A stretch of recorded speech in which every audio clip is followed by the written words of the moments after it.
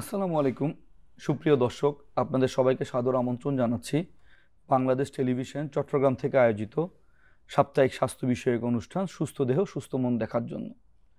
দর্শক, আপনারা জানেন অনুষ্ঠানটিতে আমরা নানা ধরনের স্বাস্থ্য সমস্যা, এর চিকিৎসা ব্যবস্থা এবং প্রতিকার নিয়ে কথা বলে থাকি। দর্শক, আজকে আমরা এমন একটি বিষয় নিয়ে কথা বলবো যেটি নিয়ে সচেতন থাকার সময় আমাদের এসে গেছে।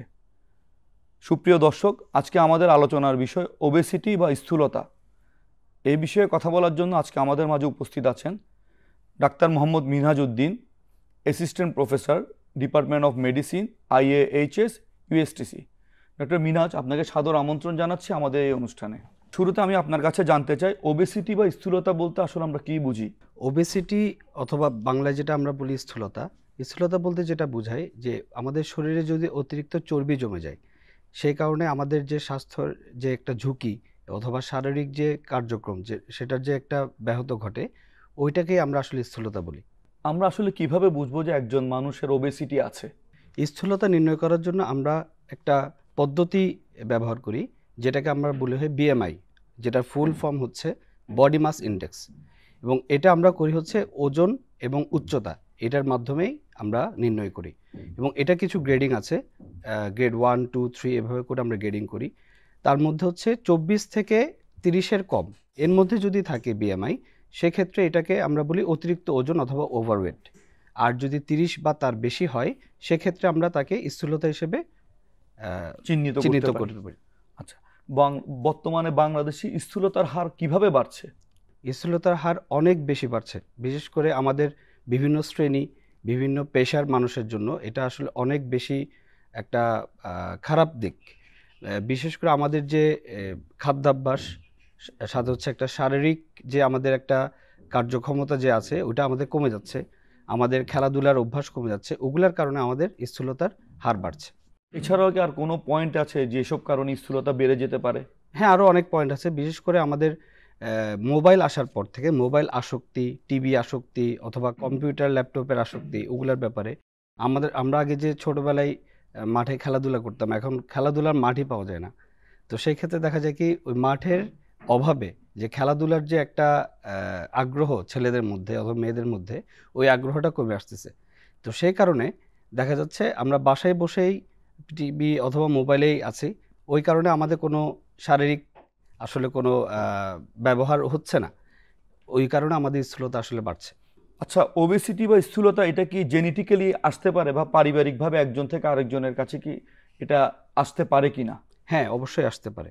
এটা আমরা জেনেটিকভাবেও কিছু কারণ আছে যেটা পরিবার থেকে আসে, আর কিছু কারণ আছে আমরা আমাদের যে দৈনন্দিন জীবনের কিছু রোগ অথবা আমাদের অভ্যাস, ওগুলার কারণে আমাদের কিন্তু আপনার স্থূলতা বাড়তে পারে। তো জেনেটিক কারণগুলো আসলে কি কি? জেনেটিক কারণ হচ্ছে তার ফ্যামিলিয়াল যদি হাইপার কোলেস্টেরোলিয়া, যেটা আমরা মেডিকেল ভাষায় বলি ফ্যামিলিয়াল হাইপার কোলেস্টেরোলিয়া, তার মানে হচ্ছে আমাদের রক্তের চর্বির পরিমাণ অনেক বেশি। তার বাবা মার যদি এ ধরনের কোনো রোগ থাকে অথবা ডায়াবেটিস থাকে অথবা উচ্চ রক্তচাপ থাকে, সেই ক্ষেত্রে কিন্তু বাচ্চাদের ক্ষেত্রে অথবা তার পরবর্তী জেনারেশনের ক্ষেত্রেও কিন্তু স্থূলতার পরিমাণটা বাড়ছে। আমি একটু বিস্তারিত জানতে চাই, এই যে বাচ্চাদের মধ্যে যে স্থূলতার হার বেড়ে যাচ্ছে, এর কারণগুলো আসলে কি কি?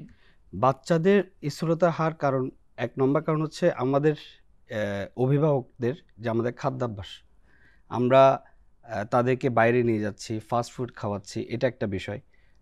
সেকেন্ড হচ্ছে আমরা তাদেরকে মোবাইল দিচ্ছি তাদের গেমস খেলার জন্য অথবা তাদেরকে একটু শান্ত রাখার জন্য, প্লাস তাদেরকে টিভিতে বেশি আসক্ত করছি, তাদেরকে আমরা মাঠে যেতে দিচ্ছি না, খেলাধুলা করতে দিচ্ছি না। তো সেই কারণে দেখা যায় কি, তারা সারাদিনই বাসায় বসে থাকে, তাদের কোনো ফিজিক্যাল অ্যাক্টিভিটিস আসলে থাকে না। সে কারণে এই শিশুদের ক্ষেত্রে এই জিনিসটার পরিমাণটা কিন্তু অনেক বেশি, আগের তুলনায় অনেক বেড়ে যাচ্ছে। আরও একটা কারণ হতে পারে, ধরেন আগে স্কুল কলেজগুলোতে খেলার মাঠ ছিল, জি, এখন দেখা যাচ্ছে বিল্ডিং এর মধ্যে খেলার মাঠ হয়ে স্কুল হয়ে যাচ্ছে, জি জি, খেলার মাঠটা থাকছে না। জি, তো বাচ্চাদের ফিজিক্যাল অ্যাক্টিভিটিও আসলে ওভাবে হচ্ছে না। ওটা একটি কারণ হতে পারে। অতিরিক্ত চিনি বা ফাস্ট ফুড বা জাঙ্ক ফুড, এগুলোর সাথে কি স্থূলতার কোনো সম্পর্ক আছে কিনা? অবশ্যই আছে, ওগুলোর সাথে একদম সরাসরি সম্পর্ক। কারণ এসব চিনি অথবা আমরা ফাস্ট ফুড যেগুলো খাচ্ছি, ওখানে কিন্তু হাই ক্যালোরি, যেটা আমরা হাই ক্যালোরি বলি, কিন্তু ওখানে কিন্তু কোনো পুষ্টি নেই। সেই কারণে দেখা যাচ্ছে কি ওই হাই ক্যালোরি ইনটেক হচ্ছে বাট কোনো পুষ্টি থাকছে না, ওই হাই ক্যালোরিগুলো আলটিমেটলি আমাদের শরীরে চর্বি জমিয়ে আমাদের ওজন বাড়িয়ে দিচ্ছে, ওই ক্যালোরিগুলো আসলে বার্ন হচ্ছে না, যেহেতু লেস অ্যাক্টিভিটির কারণে ক্যালোরিগুলো বার্ন হচ্ছে না। আরেকটা জিনিস হচ্ছে, অনেককে বলতে শোনা যায় বা কমপ্লেন করতে শোনা যায় যে স্ট্রেস অথবা রাতে ঘুম কম হচ্ছে, এই কারণে আসলে ওজন বাড়ার কোনো সম্ভাবনা আছে কিনা? হ্যাঁ, এটাও কিছু ক্ষেত্রে আছে, কারণ আমাদের এখন যে লাইফস্টাইল, বিশেষ করে আমি যদি আমাদের ডাক্তারদের ক্ষেত্রে বলি, আমাদের লাইফস্টাইল কিন্তু খুবই খারাপ, সেডেন্টারি লাইফস্টাইল যেটা বলে থাকি।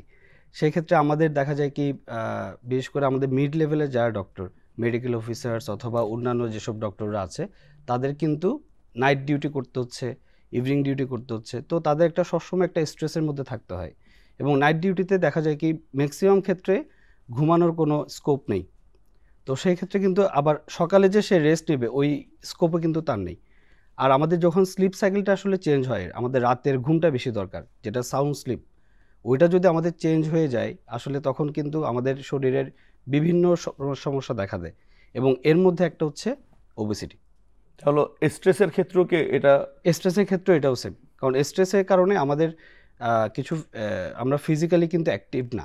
স্ট্রেসের কারণে দেখা যায় কি আমি সারাদিন কাজ করলাম, আমি যে একটা ফিজিক্যাল অ্যাক্টিভিটিস করব ওই শক্তিটা তখন আমার থাকে না, সে কারণে দেখা যায় কি ওই আলটিমেটলি ওজনটাই বাড়ে। আমাদের শরীরের হরমোনের কোনো ইমব্যালেন্সের কারণে কি আসলে স্থূলতা হতে পারে কিনা? জি, আমাদের হরমোনের ইমব্যালেন্সের কারণে হতে পারে। মেইনলি আমি যেটা বলবো সেটা হচ্ছে থাইরয়েড নিয়ে। আচ্ছা, থাইরয়েডের যদি কোনো সমস্যা হয় সেক্ষেত্রে আমাদের স্থূলতার বৃদ্ধি পেতে পারে। সেক্ষেত্রে আমরা যেটা করতে পারি, আমরা যাদের ওজন বাড়ছে তাদের ক্ষেত্রে আমরা থাইরয়েড হরমোন টেস্টগুলো করি, এবং থাইরয়েড হরমোন টেস্টে যদি আমরা কোনো পজিটিভ রেজাল্ট কিছু পাই, সেক্ষেত্রে আমরা তাকে বলি আপনি এই ধরনের ওষুধ সেবন করুন, এবং তাদেরকে আমরা কিছু লাইফস্টাইল অ্যাডভাইস দিই এবং তাকে ওগুলো মেনে চলতে বলি। থাইরয়েডের যারা সমস্যায় ভুগছেন, অনেক রোগীদেরকে আমরা বলতে শুনি যে উনি লাইফস্টাইল মডিফাই করেছেন বা ফুড হ্যাবিটও চেঞ্জ করে ফেলেছেন, তারপরও আসলে ওনার ওজনটা কমছে না, আগের জায়গায় রয়ে গেছে অথবা বেড়ে যাচ্ছে। এর আসলে কারণটা কী, বা ওনারা কিভাবে এই সমস্যাটুকু সমাধান করতে পারবেন? স্ট্রেস একটা ইম্পর্টেন্ট ফ্যাক্টর ওবেসিটির অথবা স্থূলতার জন্য। এই স্ট্রেসে আসলে আমরা বিভিন্ন শ্রেণীর মানুষজন কিন্তু অনেক স্ট্রেসে থাকি। সেটা আমি যদি আমাদের পেশার দিক দিয়ে বলি, সেক্ষেত্রে আমাদের যারা জুনিয়র ডক্টর অথবা মিড লেভেলের ডক্টর আছেন, তারা কিন্তু নাইট ডিউটি করছে, ইভিনিং ডিউটি করছে, এবং টানা দেখা যাচ্ছে কি 24 ঘন্টা ডিউটি আসলে করছে। কর্পোরেট হাসপাতালে আমি যদি দেখি, সেক্ষেত্রে কিন্তু তাদের ডিউটি আওয়ার হচ্ছে 12 ঘন্টা এবং 12 ঘন্টা। তো একটা সুস্থ মানুষের ক্ষেত্রে টানা 12 ঘন্টা কাজ করাটা, এটা কিন্তু একটা শরীরের জন্য ক্ষতি। তো ওই সময় কিন্তু সে কোনো শারীরিক কোনো কার্যক্রম করতে পারছে না, সে কিন্তু বসে থাকে, এবং সাথে দেখা যায় কি সে হয়তো রেস্ট নিচ্ছে অথবা বসে আছে, খাওয়া দাওয়া করছে। তো সেই কারণে কিন্তু তার ওই যে আমরা যে ক্যালোরি ইনটেকগুলো করছি ওগুলো কিন্তু বার্ন হচ্ছে না। সেম প্রফেশন আমরা যদি দেখি ব্যাংকারদের ক্ষেত্রে কিন্তু সেম, তারা কিন্তু দেখা যাচ্ছে কি প্রায় 6-7 ঘন্টা টানা বসে আছে, তো তাদের কিন্তু কোনো ফিজিক্যাল অ্যাক্টিভিটি হচ্ছে না, তো তাদেরও কিন্তু এর ধরনের স্থূলতা পরিমাণটা বেড়ে যাচ্ছে। মানে মোট কথা হচ্ছে যাদের ডেস্ক জব এবং যারা স্ট্রেসের মধ্যে কাজ করে তাদের ক্ষেত্রে কিন্তু এটার পরিমাণটা বেড়ে যাচ্ছে। আরেকটি বলছিলাম যে ঘুমের যদি ব্যাঘাত ঘটে, ওটার ক্ষেত্রে আসলে? ঘুমের ব্যাঘাত ঘটলেও কিন্তু এটা একদিকে আপনার স্থূলতা বাড়ায়। তার কারণ হচ্ছে আমাদের ঘুমের সাথে কিন্তু হরমোনের অনেক রিলেশন আছে। তো আমাদের যখন ঘুমটার স্লিপ সাইকেল যখন চেঞ্জ হবে, তা আমাদের কিন্তু হরমোনাল কিছু ইমব্যালেন্স হয়। হ্যাঁ, সেক্ষেত্রে স্ট্রেস হরমোন বেড়ে যায়। তো স্ট্রেস হরমোন বাড়লে কিন্তু আমাদের ওজনও বাড়ে। আপনি যে হরমোনের কথা বললেন, আসলে আমাদের কি স্থূলতার জন্য কি কোনো হরমোনের ডিজিজ আসলে দায়ী, বা কোনো হরমোন ডিজিজের কারণে কি স্থূলতা বাড়তে পারে? আসলে অনেক হরমোনই আছে আমাদের স্থূলতা বাড়ার কারণে। তো এই ক্ষেত্রে আমি যেটা মেনলি ফোকাস করব সেটা হচ্ছে থাইরয়েড হরমোন নিয়ে। বুঝতে পেরেছি। তো থাইরয়েড হরমোনের সমস্যার কারণে কিন্তু আমাদের অনেক এটার পরিমাণটা অনেক বেশি। তো থাইরয়েডের ক্ষেত্রে একটু বলতে চাই, সেক্ষেত্রে যদি কোনো নারী অথবা পুরুষের থাইরয়েডের সমস্যা দেখা দেয়, বিশেষ করে হাইপোথাইরয়েডে কিন্তু মানে আমি যদি নর্মাল অ্যাপেটাইট, আমার যদি খাদ্যাভ্যাস নর্মালও থাকে, সেক্ষেত্রেও কিন্তু ওজন বাড়ে। মানে সে নর্মালি খাওয়া দাওয়া করছে, তার কোনো ফ্যাটি ফুডের হিস্ট্রি নাই, তার কোনো ফাস্ট ফুডের হিস্ট্রি নাই, কিন্তু তার ওজন বাড়ছে। এ ধরনের সাথে আরও কিছু সিমটম তার থাকে, যেমন তার শীতের ভাবটাকে সে নিতে পারে না, কোল্ড ইনটলারেন্স যেটা বলে থাকি আমরা, হ্যাঁ। তারপর হচ্ছে অতিরিক্ত ওজন বেড়ে যাওয়া, তার যদি আমি মহিলাদের ক্ষেত্রে চিন্তা করি সেক্ষেত্রে তার মাসিকের পরিমাণটা অনেক বেশি, রক্তের পরিমাণটা অনেক বেশি যাওয়া। তো এ ধরনের অনেকগুলো সিমটম যখন আমরা দেখি তখন আমরা ধরে রাখি কি সেটা হয়তো হাইপোথাইরয়েডিজম হয়েছে। সেক্ষেত্রে আমরা কিছু থাইরয়েড ফাংশন টেস্ট করি, T3 T4 অথবা TSH। ওগুলার বেসিসে আমরা যদি দেখি তার থাইরয়েডের সমস্যা আছে, সেক্ষেত্রে আমরা তাদেরকে বলি আপনি থাইরয়েডের ওষুধ খান, সাথে কিছু আপনি লাইফস্টাইল মডিফিকেশান আমরা দিই, ডায়েটারি কিছু মডিফিকেশান দিই, ওগুলো যাতে আপনি মেনে চলেন, সেক্ষেত্রে কিছু স্থূলতাটা কমে আসে। আসলে স্থূলতার কারণে কোন কোন রোগ হওয়ার ঝুঁকিটা বেড়ে যায়?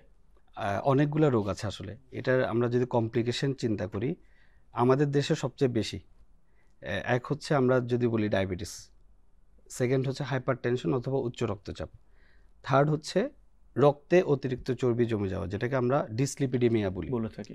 আর হৃদরোগের ঝুঁকি তো আছেই, সাথে যাদের আগে থেকেই কোনো জয়েন্টের সমস্যা থাকে ওইটার প্রবণতা বেড়ে যায়, অথবা নতুন করে কারো জয়েন্টের সমস্যা তৈরি হয়, যেটাকে আমরা অস্টিওআর্থ্রাইটিস বলে থাকি।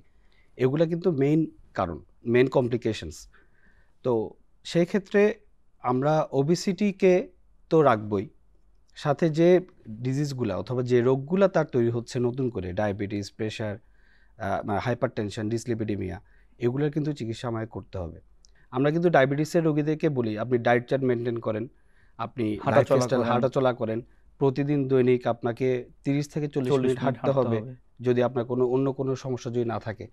তো ওগুলা বলার কারণটা কি? ওগুলা বলার কারণ একটাই, এগুলা করলে আপনার ওজনটাও ঠিক থাকবে, সাথে আপনার ডায়াবেটিসটাও কন্ট্রোলে থাকবে।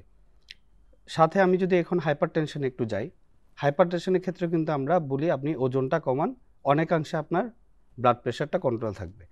তো সেই ক্ষেত্রে আমরা কিছু অ্যান্টি হাইপারটেনসিভ দিই, ওষুধেও কিছু কাজ করি, আর কিছু আমরা অ্যাডভাইস দিই, যেমন আপনি পাতে লবণ খাবেন না, আপনি বেশি ফাস্ট ফুড খাবেন না, তেল জাতীয় চর্বি জাতীয় খাবার খাবেন না, এই ধরনের আমরা অ্যাডভাইসগুলো দিচ্ছি।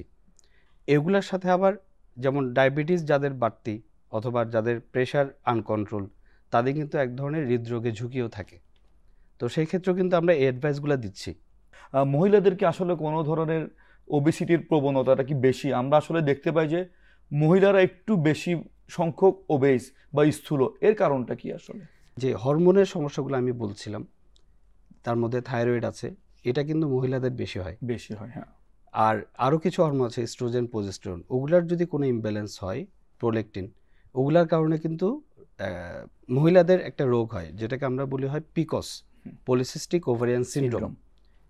এটা কিন্তু মহিলাদের সবচেয়ে বেশি হয়, এবং ইদানিংকালে এটার পরিমাণ কিন্তু অনেক বেশি, পিকসের সংখ্যা কিন্তু অনেক বেশি। তো এটার কারণটা হচ্ছে আমাদের ইরেগুলার ফিজিক্যাল অ্যাক্টিভিটিস, যেটা আমরা স্থূলতার কারণেই যেটা ধরছি আর কি, ওইটার কারণেই কিন্তু আলটিমেটলি পিকস হচ্ছে। তো পিকসে যেটা আমরা কমপ্লিকেশনসগুলো হয়, আলটিমেটলি পেশেন্টের ডায়াবেটিস ডেভেলপ করে, উচ্চ রক্তচাপ ডেভেলপ করে, তার ফ্যাটি লিভার ডেভেলপ করে। তো ওগুলাকে সবগুলাকে একসাথে আমরা বলি মেটাবলিক সিনড্রোম। তো মেটাবলিক সিনড্রোম হয়ে গেলে তখন আমরা মানে সেই ক্ষেত্রে ওই সব কিছুর চিকিৎসা তাকে দিতে হয়, সাথে ওবেসিটিও কিন্তু ওখানে অ্যাড হয়। এই শিশুদের যাদের স্থূলতা রয়েছে একদম অল্প বয়স থেকে, তাদের ভবিষ্যতে কি কি ধরনের রোগের ব্যাপারে আসলে কনসার্ন থাকতে হবে, বা কি কি ধরনের রোগ তাদের হতে পারে? এটা আসলে আমাদের এখনকার জন্য সবচেয়ে একটা মানে কী বলবো, কনসার্নড একটা বিষয়, শিশুদের স্বাস্থ্য ঝুঁকি। শিশুদের আসলে এই যে মোবাইল আসক্তি, টিভির আসক্তি, তাদের খেলাধুলার অভাব, এগুলার কারণে কিন্তু দেখা যাচ্ছে কি তাদের ওজন তো বাড়ছেই, সাথে তার মানসিক ভারসাম্য হারাচ্ছে, তারা মানসিকভাবেও ভেঙে পড়ছে, তাদের শারীরিক একটা যে গ্রোথ ওইটা কিন্তু হচ্ছে না, এবং তাদের কিন্তু আলটিমেটলি ডায়াবেটিস, উচ্চ রক্তচাপ, ওগুলো কিন্তু হওয়ার ঝুঁকিটা অনেক বেড়ে যাচ্ছে। এই যে আপনি এইমাত্র বললেন মানসিক স্বাস্থ্য বা মেন্টাল হেলথের উপরে এই ওবেসিটির কতটুকু আসলে এফেক্ট রয়েছে? আসলে ওবেসিটির one of the main effect আমি যেটা বলবো সেটা হচ্ছে মেন্টাল ডিপ্রেশন। তার মানসিক ভারসাম্য সে হারিয়ে ফেলে। এটার কয়েকটা কারণ। একটা হচ্ছে আমি শরীরের দিক থেকে মোটা, এটা আমি একটা মানসিকভাবে আমি কিন্তু দুর্বল। দুর্বল। আমি কোথাও যাচ্ছি, আমি আমার কাপড় চোপড় ঠিকভাবে হচ্ছে না, আমি কাপড় চোপড় পরলে আমাকে মানাচ্ছে না, কোথাও গেলে আমাকে অন্যদের সাথে আমাকে কম্পেয়ার করে দেখাচ্ছে কি আমাকে একটু ডিফারেন্ট দেখা যাচ্ছে। এটা কিন্তু একটা মেন্টাল ডিপ্রেশনের কারণ। প্লাস আমাদের তো এখন বৈষম্যের শিকার হইতে হয় অনেক জায়গায়। তো সেই ক্ষেত্রে দেখা যায় কি বন্ধু বান্ধবের কাছে গেলাম, সে আমাকে বলল ও তো মোটা, তো ও ওই জিনিসগুলো শুনতে শুনতে তার একটা মেন্টাল মেন্টালি তৈরি স্ট্রেস হচ্ছে। তৈরি হচ্ছে। ওইটা অনেক বড় একটা ভূমিকা রাখে আর কি। আমরা এতক্ষণ বলছিলাম যে এই যে আমাদের স্থূলতা বা ওবেসিটি কমানোর একটা ওয়ান অফ দ্য কি ফ্যাক্টর বা মাধ্যম হচ্ছে এক্সারসাইজ বা ব্যায়াম। আসলে আমরা প্রতিদিন কতটুকু ব্যায়াম করব বা এটার রুটিনটা আমরা কিভাবে আসলে মেনটেন করব? আমরা যেটা বলি একটা সুস্থ মানুষের ক্ষেত্রে আমরা অন্তত 5 দিন, সপ্তাহে অন্তত 5 দিন দৈনিক 30 থেকে 45 মিনিট আপনি হাঁটবেন অথবা ব্যায়াম করবেন। ঠিক আছে? তো এখন তো আমাদের দেশে, আমাদের চট্টগ্রামে যদি আমি বলি, অনেক ধরনের জিম তৈরি হয়েছে।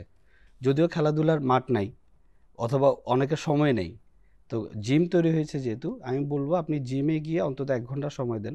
ওই 1 ঘন্টা আপনি ট্রেডমিলে দৌড়ান অথবা আদার অ্যাক্টিভিটিসগুলো করেন, তাহলে কিন্তু আপনার ওজনও হ্রাস পাবে, সাথে আপনার কিছু ফিজিক্যাল অ্যাক্টিভিটিসও হবে।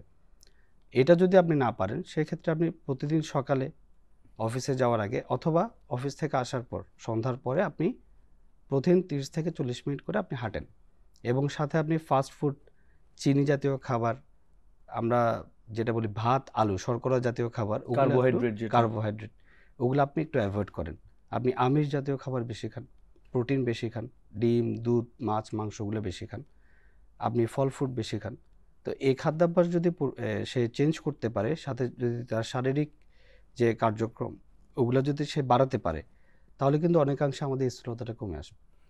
আরেকটা জিনিস প্রায় দেখা যায়, কোনো একজন ওবেস পার্সনকে যখন আমরা অ্যাক্টিভিটির কথা বলে থাকি বা লাইফস্টাইল মডিফিকেশনের কথা বলে থাকি, ওনারা ওই ফিজিক্যাল অ্যাক্টিভিটিতে যেতে চান না। ওনারা কি করে, ডায়েট স্কিপ করে যান বা ডায়েট কন্ট্রোলে চলে যায়। আসলে সবসময় কি ডায়েট কন্ট্রোল করলে ওজন কমে, এটা কি সত্য? না, এটা আসলে অনেকাংশে সত্য না। কারণ ডায়েট কন্ট্রোল করেই যে ওজন কমবে এটা আসলে ঠিক না।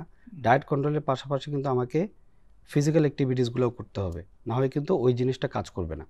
ক্রাশ ডায়েট জিনিসটা কি এবং এটা আসলে কতটুকু কার্যকর, অথবা এটার আসলে কোনো ক্ষতিকর দিক আছে কিনা? ক্রাশ ডায়েটটা আসলে এটা একটা মানে ভেগ টার্ম যেটা বলি। ক্রাশ ডায়েটে আসলে অনেক ক্ষতিকর জিনিস হয়। যেমন আপনি যদি একেবারেই খাওয়া বন্ধ করে দেন, সেক্ষেত্রে কিন্তু আপনার শারীরিক যে একটা চাহিদা ওইটা কিন্তু পূরণ হবে না। আমাদের একটা নির্দিষ্ট পরিমাণ ক্যালোরি কিন্তু লাগবেই। আমাদের শারীরিক যেসব আমাদের অন্যান্য অর্গান অথবা অঙ্গ প্রত্যঙ্গকে সচল রাখার জন্য আমাদের কিন্তু একটা ক্যালোরি লাগে।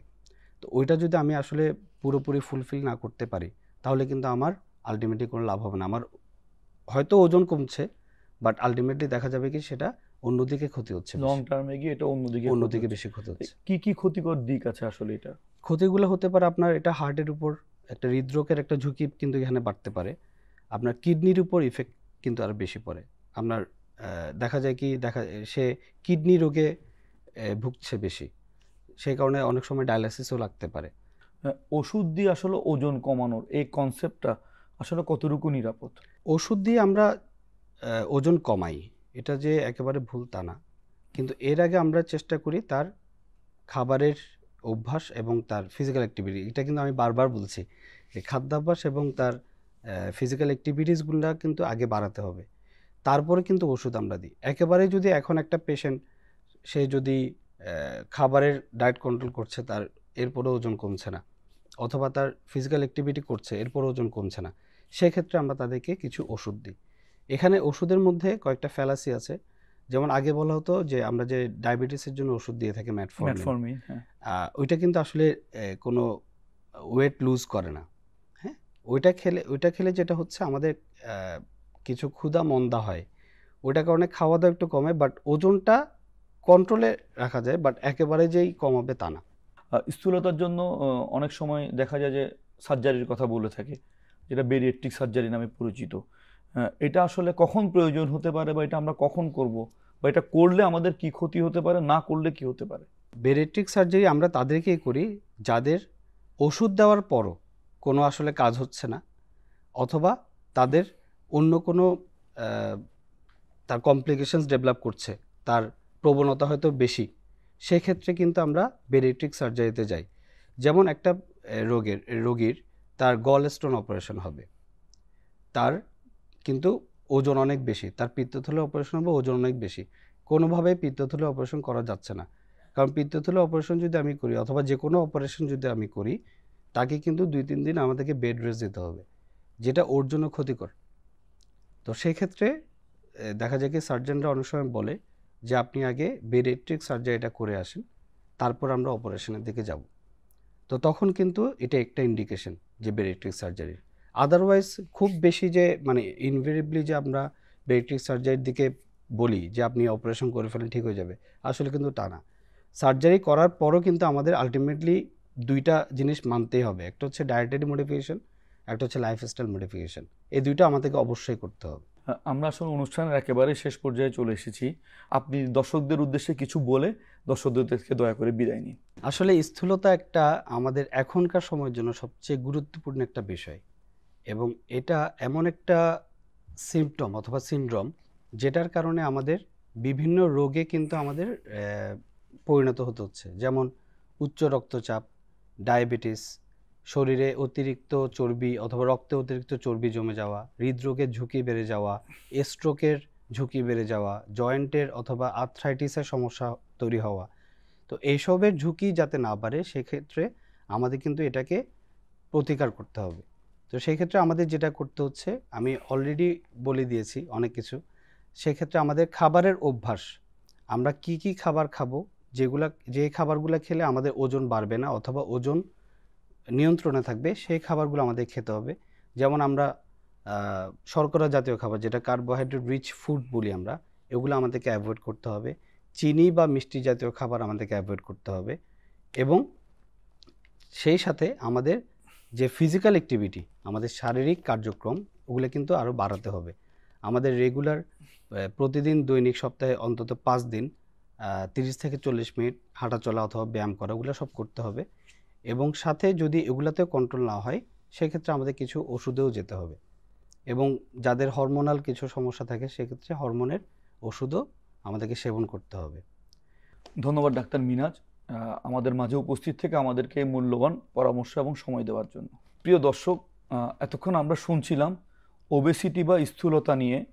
আজকে আমরা যেটা বুঝলাম সেটা হচ্ছে ওবেসিটির কারণে শুধু আমাদের যে শারীরিক সমস্যায় পড়তে হচ্ছে তা না, আমাদের মেন্টালও কিছুটা স্ট্রেসে আমাদের পড়তে হচ্ছে। তো আশা করি এই পর্বের মাধ্যমে আমরা বেশ সচেতন হতে পারবো। আগামী পর্বে আরও একটি রোগ এবং এর চিকিৎসা ব্যবস্থা এবং এর প্রতিকার নিয়ে আমরা আপনাদের মাঝে হাজির হব। সে পর্যন্ত আপনারা ভালো থাকুন, সুস্থ থাকুন, বাংলাদেশ টেলিভিশন চট্টগ্রামের সাথেই থাকুন। আল্লাহ হাফেজ।